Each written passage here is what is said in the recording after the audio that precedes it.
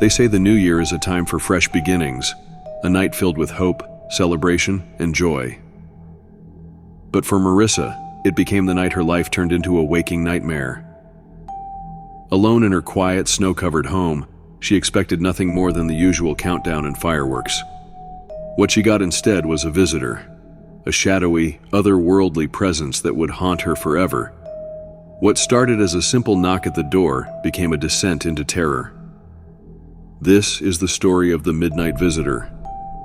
Sit back, but don't get too comfortable, because some doors are better left unopened.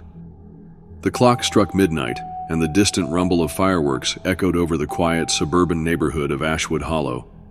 Snow blanketed the streets, shimmering under the dim streetlights, and the faint sound of celebratory cheers wafted through the cold night air. It was New Year's Eve, and everyone was either partying indoors or huddling under blankets to escape the icy wind. Everyone except for Marissa. She had moved into her small rental house only a month ago and wasn't yet accustomed to the eerie silence of the place. The house, tucked away at the end of a dead-end street, seemed to breathe with its creaks and groans. A draft seeped through the wooden floorboards, and the peeling wallpaper hinted at years of neglect. But the rent was cheap, and Marissa had no other choice. Tonight, she sat alone in her living room, a half-empty wine glass beside her on the coffee table. The muted TV flickered in the corner, playing some late-night New Year's Eve countdown. Her phone vibrated with messages from friends she couldn't afford to visit this year. The clock read 12:03 when the first knock came. Knock, knock, knock. Marissa froze. The sound was faint, deliberate. She turned toward the front door, her heart quickening. Who would visit at this hour? Knock, knock, knock. The second series of knocks was louder, more insistent. Marissa hesitated, grabbing her phone and creeping toward the door. She peeked through the peephole. Nothing. The porch light illuminated an empty front yard, the barren tree in the corner casting long shadows across the snow. Shivering, she stepped back, her hand trembling as she locked the deadbolt. Probably kids messing around, she muttered, trying to calm herself. But as she turned to walk away, the knock came again, this time from the back door. Knock, knock, knock. Her breath caught. Her house didn't have a back porch, only a small yard bordered by an old wooden fence. Her eyes darted toward the kitchen. The back door was just beyond it, its window frosted over with ice. Summoning her courage, Marissa edged toward the kitchen, her footsteps muffled by the thin carpet. The back door loomed in the dim light. She grabbed the nearest weapon she could find, a kitchen knife, and peered through the frosted glass. A shadow shifted outside. Something, or someone, stood just beyond the door, motionless. The outline was tall, unnaturally tall, with thin, elongated limbs. She squinted, trying to make out more details, but the figure suddenly jerked, pressing a long, skeletal hand against the glass. Marissa stumbled back, dropping the knife. The hand dragged downward, leaving a trail of frost. Her phone buzzed on the counter, and she snatched it up, dialing 911 with trembling fingers. 911. What's your emergency? Someone's at my house, she whispered, her voice cracking. They're trying to get in.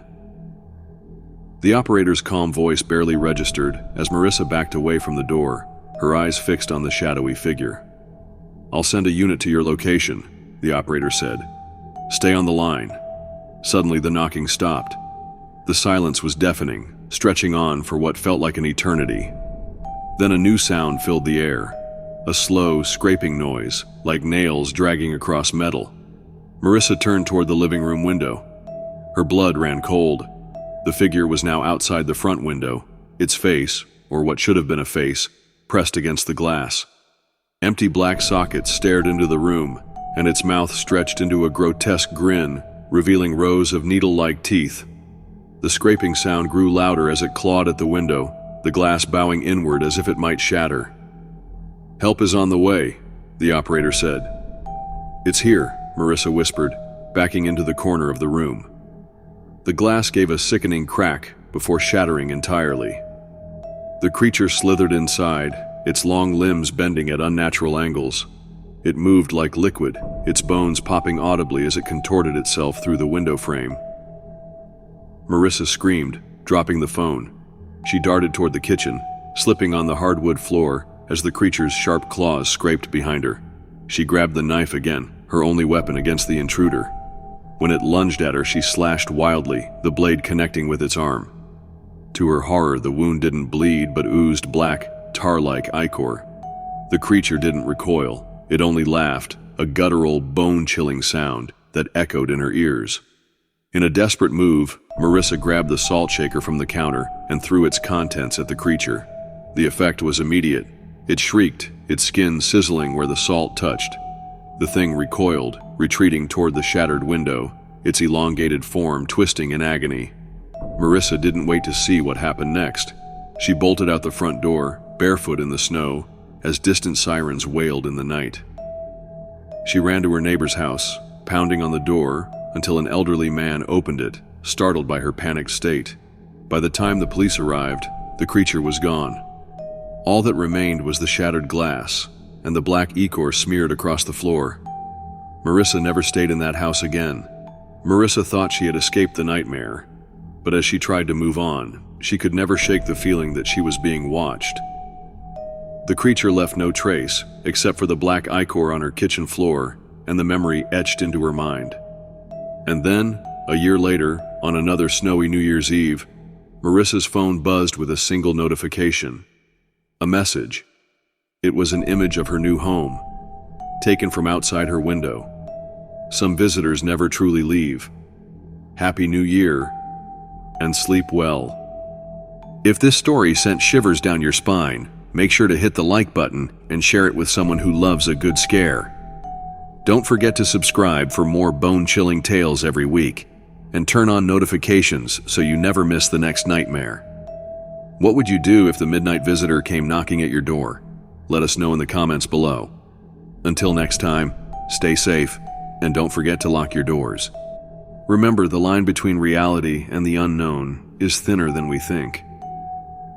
Tonight's story was just one chilling reminder that some shadows carry secrets far darker than we can imagine. As you step into the new year, take care, because sometimes the past, or something worse, might follow. Sweet dreams, and we'll see you in the next story.